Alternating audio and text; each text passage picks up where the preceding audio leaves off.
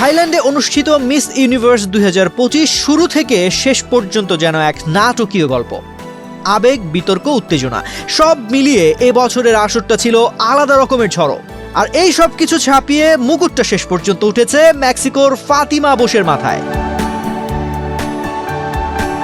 ৭৪তম miss ইউনিভার্সে অংশ নিয়েছিল ৮০টিরও বেশি দেশের প্রতিযোগী। শেষ ২ দিনে বিচারকরা বিশেষভাবে দেখেছেন প্রতিযোগীদের বুদ্ধিমত্তা, সামাজিক দায়বদ্ধতা, যোগাযোগ দক্ষতা আর ব্যক্তিত্ব। ফাতিমা বোস পরিবেশ ও নারী নেতৃত্ব নিয়ে নিজের স্পষ্ট অবস্থান নিয়ে বিচারকদের মন জয় করেছেন। ২৫ বছরের এই সুন্দরীর মাথায় বিজয়ীর মুকুট তুলে দেন গত আসরের চ্যাম্পিয়ন ডেনমার্কের ভিক্টোরিয়া কেজার থাইলভিক।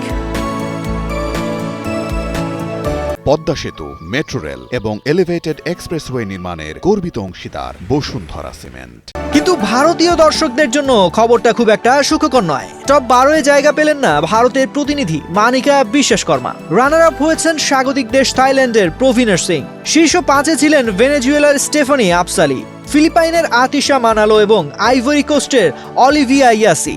সাঁতারের পোশাক রাউন্ড থেকে 30 জনের তালিকা বানানো হয়, সেখান থেকে উঠে আসে টপ 12, আর সন্ধ্যার রাউন্ডেই চূড়ান্ত 5 জন নির্ধারিত হয়। এখানেই শেষ নয়, 3 সপ্তাহব্যাপী এই আয়োজনের আরও একটি উল্লেখযোগ্য দিক ছিল অংশগ্রহণ। 120টি দেশের প্রতিনিধিরা নানা মহড়া, অনুষ্ঠান আর ভ্রমণে অংশ নেন। প্রথমবারের মতো ফিলিস্তিনের হয়ে প্রতিযোগিতা করেন নাদিন আইয়ুব। তিনি বাদ পড়ার আগে জায়গা করে নেন শীর্ষ 30-এ।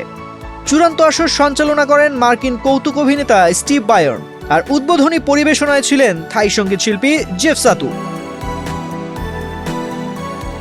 মিস ইউনিভার্স 2025 শেষ হলো, বিতর্কও ছিল, আবেগও ছিল, কিন্তু শেষে আলো কাড়লেন ফাতিমা বোস, মেক্সিকোর নতুন বিশ্বসুন্দরী। বিনোদন ডেস্ক, বাংলাদেশ প্রতিদিন।